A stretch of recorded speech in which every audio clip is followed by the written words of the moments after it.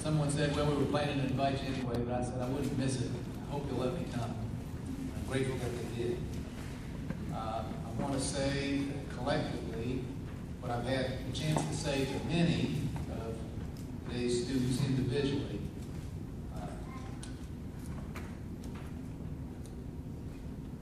There's no one of whom your university is more proud.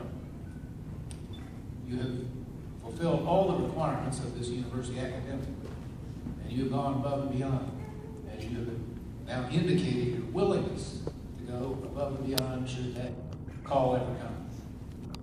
And I just didn't want to miss a chance on behalf of everyone else in the Purdue family, who, if they had the chance, would like to come here and say something like that to you.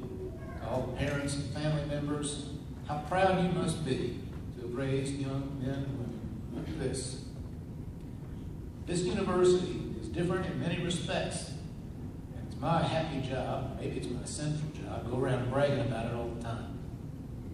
It's a tough school. It's a rigorous school. We don't give away A's like Halloween candy the way they do in many other places. It's a school, I believe, of high standards of conduct, reflected in the behavior of our students, which is so much better than in many like institutions. And it's certainly reflected in the strong ROTC programs that have always characterized Purdue. We are always, as long as I have anything to do with it, going to support in every way possible this program, and take all the pride that we can from its success, from the success and service of its graduates. I had one of those magical opportunities, which sadly are now diminishing and will soon disappear. Last Friday, a week ago today, I had a chance to sit for half an hour with Bob Worth. He is the 90-year-old father of one of our outstanding female faculty members, Dr. Mary Worth of the chemistry department. And Bob Worth was a member of the 101st Airborne who parachuted to the great battle that culminated at Arnhem and was nearly killed at the bridge that the movie and the author immortalized as the bridge too far. And to be able to ask him questions and to hear his story told in the way that such people always do, modestly, humbly, even gratefully, that he had the chance to serve this nation, to put himself in harm's way, to come so near to losing his life, as many of his comrades were losing theirs, to spend a year in a hospital, then go on to live a productive life as a free citizen.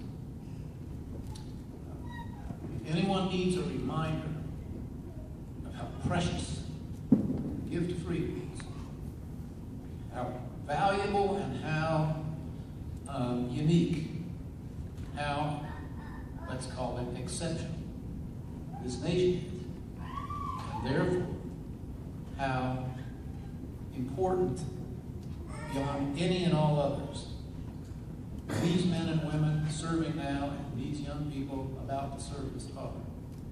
Just go spend a half hour with a man like Bob Worth.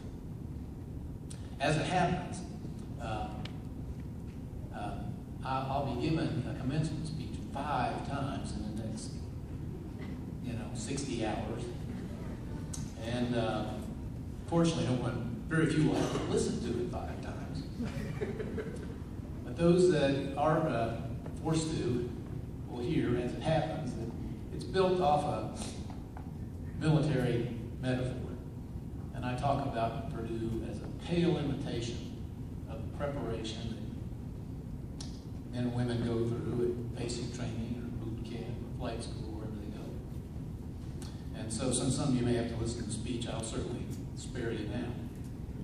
But I will finish with the me, striking words that often come to mind of Admiral Nelson, greatest British naval hero probably ever, at the Battle of Trafalgar, which changed the course of history and led ultimately to the end of tyranny, the tyranny of Napoleon, and the battle in which Lord Nelson would lose his life. And he signaled to the fleet by flag in those days, England expects that every man will do his duty. We hope and we pray that none of you will ever come to a moment like that, but you've indicated your willingness to if your nation needs it. And so, I guess I will say to you, Purdue expects that each of you will do his or her duty. We don't expect it. We know it. We thank you for it. We'll always be proud of it. Congratulations.